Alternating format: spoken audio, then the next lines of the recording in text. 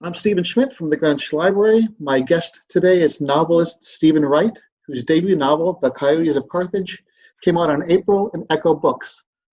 Thank you for taking some time out to chat with us today, Stephen, and congratulations on your book. Thank you for having me. I'm very excited to be here. To start us off, why don't you give us a brief rundown of your book? Sure. So my novel, The Coyotes of Carthage, uh, it follows the experience of a young African-American political consultant. Dre has a very sort of colored past. He was once a juvenile offender and spent some time in juvie, but now he works for a political corporation or a political consulting firm that helps corporations win elections.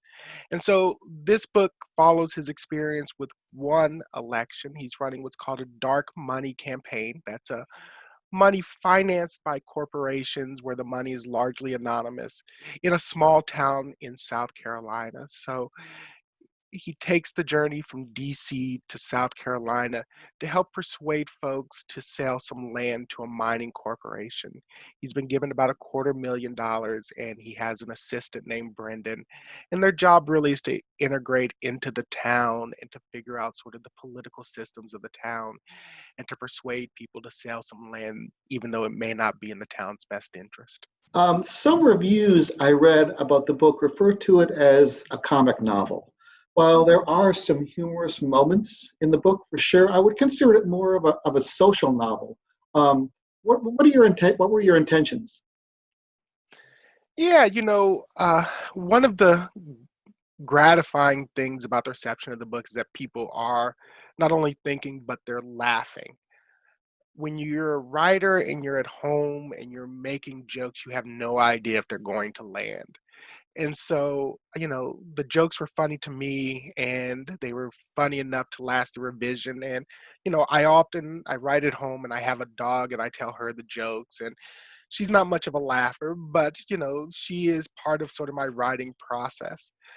Uh, you know, there for sure the tone of the novel is a little bit smart alecky, and there can be no doubt that a sarcastic or cynical comment comes off as funny, but a lot of what the book tries to do is to point out the absurdity of allowing a large multinational corporation to come in and spend a fraction of $1 million to influence a local election in a small town. And so I think those reviews that call it either a comedy or a satire have focused on that absurdity. And I at times did sort of accentuate the absurdity of local politics, but a lot of it is actually fairly faithful to my experience in dealing with local politicians. The book is also political, but not in the Capitol Hill running for office sort of way. It's definitely about how dark money, as you mentioned, has found its way into the political process. And it's sort of terrifying. I was just wondering if you can speak to that whole idea for a minute or two. Yeah, so before I was a writer, I worked for the United States Department of Justice in Washington, D.C. for 5 years. And I worked in the voting section. And our job was to go around the country and investigate electoral systems where some part of the democratic process had broken down. Sometimes it was election administration, sometimes it was registration problems. I focused on election breakdowns that often involved complicated issues of race. And so one of the things that we would have to do is we would go into small towns and states and we would sort of learn how the local politics works. And so when I think of politics, yes, I think about the president, I think about Congress, and I think about Washington, D.C., but I also think a great deal about your local mayor, your local sheriff, your local county council. And these individuals are two political actors, although obviously they don't quite occupy the same space on the stage as, say, the president. And so part of what I was trying to do is to share these elections are really, really important. And I think we've, as a society, have begun to recognize that in the pandemic world. So many of the decisions that we see in the news are made by local elected officials. I'm sure we've all seen seen the interviews with people like the mayor of Las Vegas or the county councils in Florida. These individuals are making big decisions in the face of a national crisis about how they want their communities to be run, and they are locally elected. And so I wanted to combine that experience also with the growing issue of dark money, which is the ability of corporations to come in and spend vast amounts of anonymous money to influence elections. When I worked at the DOJ, we would meet people running for office. And, it was not surprising for someone to have an entire campaign war chest of a few $100s. Most people don't have money to set aside to run a political campaign. And so if you're running for, county council or county school board and your entire war chest is at best $1,000, what happens when a corporation wants to spend 200, 300, $400,000 to influence local elections? And so that question always sort of fascinated me. I want to get to talk about the main character of the book, Dre. Um, he is unable throughout the book, where he's unable to maintain any sort of real relationships. It seems to me, his longtime girlfriend has left him. His relationships with his coworkers are strained at best. His boss, who he greatly respects, is at her last rope with him. What's up? Yeah, so Dre was inspired by a series of experiences I had. When I left the Department of Justice, I decided to get an MFA program here at the University of Wisconsin. But I also continued to practice law, and I served part-time. I moonlighted perhaps as a criminal defense lawyer. And I mostly did appellate work. And so these were people who had already been convicted. And I would go and I would meet them, and they would ask about me the same way I asked about them, and I would sort of explain what I did at the Department of Justice. And 9 times out of 10, my new client who was serving time in prison became just absolutely fascinated with it. And inevitably, they would offer the same line, which is politicians are criminals who make the laws rather than break the laws. And I became sort of fascinated by that. What would happen if somebody merged straddled that line? What if I met somebody who had served time and then who became the type of criminal who makes laws but doesn't break laws, right? And so Dre really was an inspiration from many of those clients that I met. And likewise, a lot of the men that I have met, especially young men of color, their experience in the criminal justice system uh, can sometimes be quite traumatic, and it could sometimes, quite frankly, define so much of the later years of their life. And so I was trying to render that. Uh, Dre comes from a very poor family that at times is homeless. He ends up in prison at a very young age. And that was not a particularly unique story from many of the guys that I met during my time as a criminal defense attorney.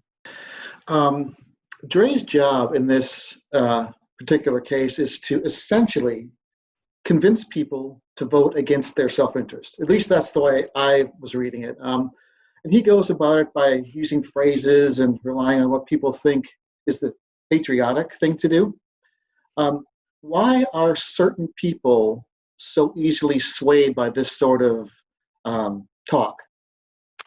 One of the things that I learned during my time at the Department of Justice is that people define their self-interest very differently.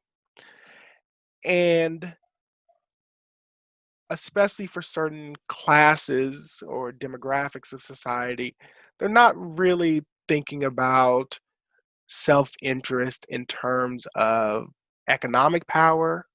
They're often thinking about it in terms of cultural influence, the ability to articulate and have their community adopt their values. And so what Dre does is that he recognizes that Carthage, the South Carolina community to which he's been sent, it's one of the poorest counties in the country. So making economic arguments may not be the most persuasive, but it is a community that is deeply rooted in faith and patriotism. And so he appeals to that aspect of self-interest, to the part of that, to the individuals in their community who define themselves by their faith, by their love of country, by their love of family. And he reshapes the narrative to help them reaffirm those beliefs in a political or electoral manner. Can we talk a bit about the concept of the straw man? Can you define it, please, and why is it so important in this particular case? Yeah, so in the novel, Dre, an African American, goes to Carthage County, South Carolina, which is overwhelmingly white and overwhelmingly poor and overwhelmingly conservative community. What Dre does is he understands that he may not be the best messenger for the message that he wants to share with the community. So he needs to find somebody in the community that has street cred, someone in the community who can speak to the county and uh, explain the message and the tactics that Dre wishes to share. It's a little bit like a Cyrano de Bergerac, right? Dre is behind the scene feeding comments to what he ultimately ends up being a young conservative couple. And they're his straw man. They end up being the voice and the face of the campaign, even though Dre is working behind the scenes. And you can imagine, just as a practical matter, that, you know, a young sort of a young black political consultant from DC would probably have a very hard time catching people's ear. But the strawmen don't have that problem. And so the strawmen end up being instrumental in helping Dre uh, persuade members of this community to sell the land to the mining corporation. You know, as it turns out, one of the straw men is, you know, this is not who he really intended to be his go-to person. It turns out to be the wife of the person that he really identified, and she really seemed to be a lot more effective and really into the whole process.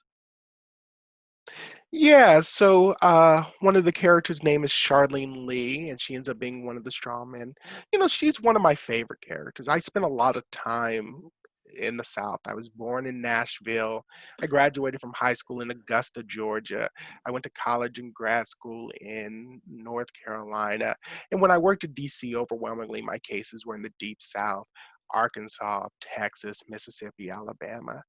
And what you end up seeing is that there is a certain class of just extraordinary women who manage to do extraordinary things. They're raising their children, they're serving their community, they play roles in their churches, and they often have part-time jobs. They manage to juggle an amazing amount of responsibilities, and they do it well. And so Charlene Lee is one of those individuals. And she ends up embracing the message because Dre persuades her that it's in her interest to do so, that it will help her become a better mother, a better citizen, a better Christian. And he also throws in a little bit of money. And so, you know, Charlene really is a reflection of just a lot of people that I knew growing up and that I met later in life. One of the main targets of Dre's campaign is the Carthage County manager. Her name is Paula Carruthers. Um, she's really not the issue at all, I don't think. But Yeah. Dre identifies her as a rallying point for his cause. Nothing makes certain people angrier than a capable woman, it Yeah. seems. And this has precedent in real life politics.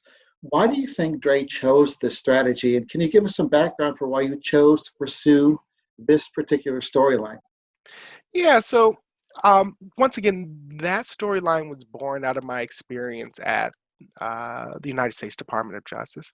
So often you would go into a town and you would find a very capable woman or a very capable person of color. And for one reason or another, it just rubbed the town the wrong way. And um, especially in towns, I think, where perhaps the poverty level is higher, people aren't making a lot of money, and someone has a government job, a government executive job that makes them more comfortable. I think there's a lot of resentment. You know, Mark Twain writes a lot about the South and sometimes how small towns in particular can have a sort of mean streak, that's sort of a powder keg. And so what Dre is trying to do is he's trying to tap into that resentment. He's trying to tap into the resentment of either a woman in power or a government official who's living comfortably, and he's trying to exploit that. And like I said, you know, the, that experience was definitely born from my time at the DOJ, where you know, counties would engage in recalls of talented women or people of color, or you know, there would be concerted campaigns to remove someone from power. What's always sort of amazing about those campaigns to me is they often turn very, very personal. It's not about the person's performance. It's not about their duties. It's often about, I don't like you, and their inability to feel that they are heard um, in expressing their personal dislike. As the campaign gets closer to an end, Yeah. and Dre really starts to disintegrate, um, drunk every night, unhappy, but he still seems dedicated to the cause. Um, what do you think he's hoping will happen? And certainly, he must know how craven his strategy and his policy is. Does you think that those conflicts are to blame for his disintegration? Yeah, you know, the story sort of, as you point out, has two arcs. There's the arc of what happens on the campaign trail, and then there's the arc of Dre and how he is being changed by this experience. You know, I think this sometimes happens a lot with a lot of professional people, and in particular, I've noticed that happens a lot with lawyers, that they can be very, very successful in their professional lives, but they're quietly in private crumbling in their personal lives. And so the novel tries to encapsulate that. Electoral politics is very, very stressful. You've got lots of time, you've got tight timelines, you've got lots of events, you're constantly on the move, you're constantly reacting. And especially, I think, you know, for most people, just constantly being under the hammer of stress will wear you down. And so that's why I think, in particular, among lawyers and litigators, there's such a high drinking rate, there's such a high drug usage rate. And so Dre is trying to is representing that. You know, in my experience, there's often a disassociation that people don't always put together. That, you know, what I'm doing in my professional life is very, very much harming my personal life. Sometimes it's impossible for people to sort of have that work-life balance, but clearly Dre is at a crisis in both of them. He's got a crisis in his personal life, and clearly, the conceit of the book at the very beginning of the book is we know that he's angered everyone that he's worked for, and that he's played dirty tricks that are even so dirty that Washington doesn't like them. So his professional life is now at risk too. And what I hope is that the novel shows that he's just sort of afloat. Your day job is a clinical associate professor at the University of Wisconsin Law School, where you co-direct the Wisconsin Innocence Project. And like you said, you mentioned you worked briefly, or you worked at the Department of Justice. What are those jobs? How do they influence the writing of the book? It's interesting. The job at the department, excuse me, the job at the Innocence Project. I started working at the Innocence Project maybe a year after I began the novel, and honestly, it was a struggle writing the novel during that first year. And the struggle was that innocence cases tend to be very, very dark. There has often been an absolutely horrific crime, a murder or a sexual assault. And then it has the double heartbreaking fact that the wrong person has gone to jail for it. So that means the perpetrator is still at large, and the wrong person has been incarcerated, thus ruining their lives, ruining their family, ruining their standing in society. And so I would get these facts and I would have worked these cases, and then I would have to come home. And for a very long time, that darkness seeped into the novel. And perhaps it goes back earlier to what you were talking about in terms of a comedy. Those were just irreconcilable. There was no way to have such dark, dark, dark material and then have light moments of laughter, or at least I couldn't pull it off. And so part of what I had to do was I had to figure out how to, I don't know if compartmentalize is the right word, but I had to be able to come home and figure out a way to get those dark tones, those dark narratives, that dark energy out of my imagination and clear the way for Dre and Brendan and a lot of their hijinks.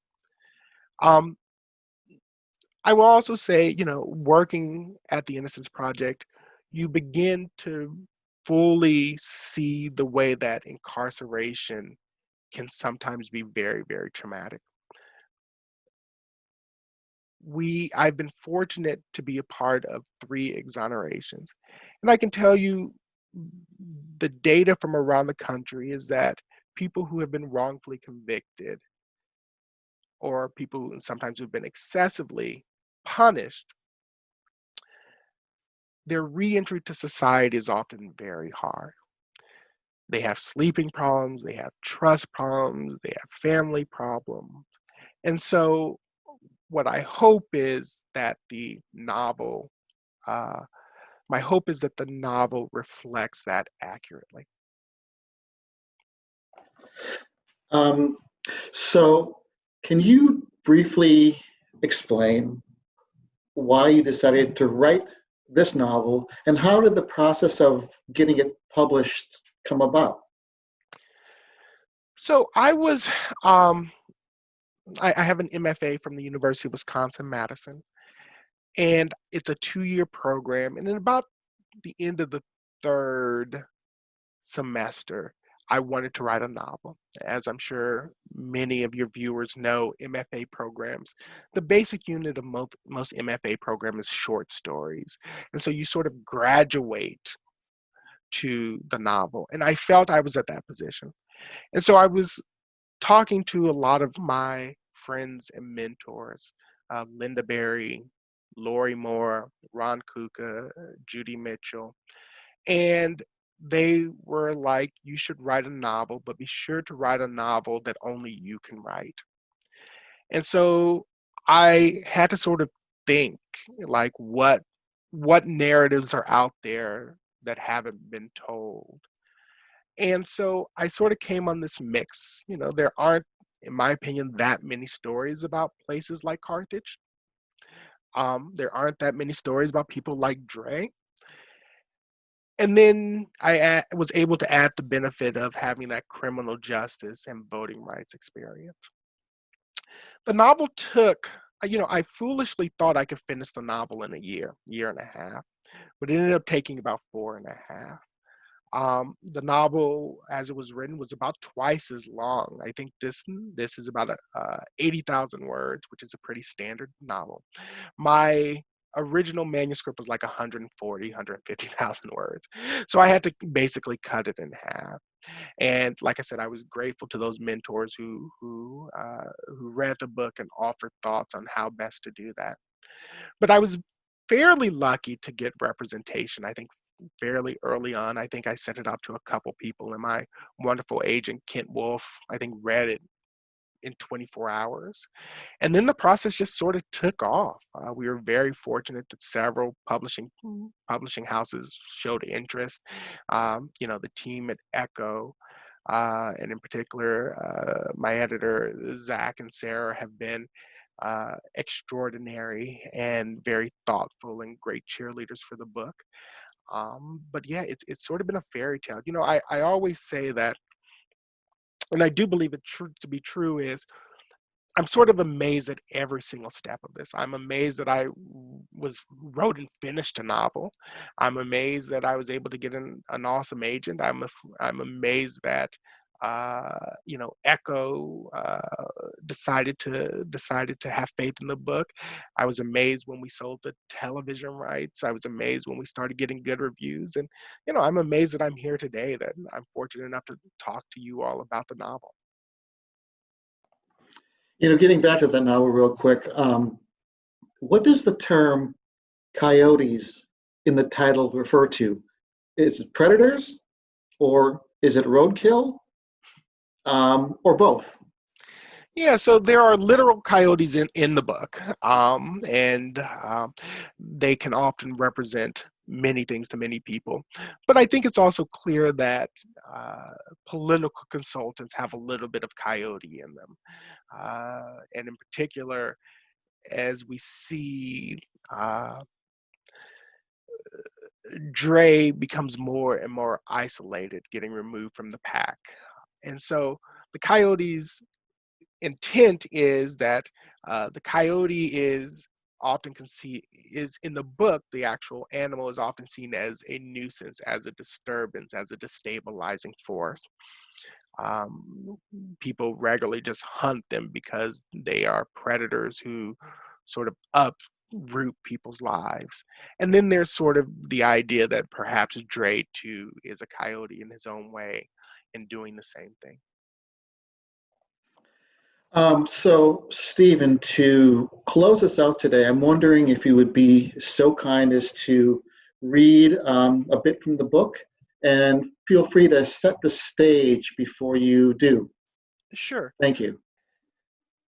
Andre marvels, watching a kid, a stranger of maybe 16, pinch another wallet. This lift makes the kid's fifth, at least that Andre's seen this morning. 2 on the train, 2 on the underground platform, and now this one on the jam-packed escalator that climbs towards the surface. The kid's got skills, mad skills. He makes his lift and keeps on moving. There, right there. The kid picks up another, his sixth, with the practiced grace of a ballerino. This time, the mark, some corporate chump, probably a lobbyist with slicked back hair and a shit-eating grin. No one suspects a thing, and why should they? The kid blends in, looks like a prep school student, and who knows, perhaps he is. His aesthetic complete with a book bag, khakis, and a dog-eared copy of the Tocqueville tucked beneath his arm.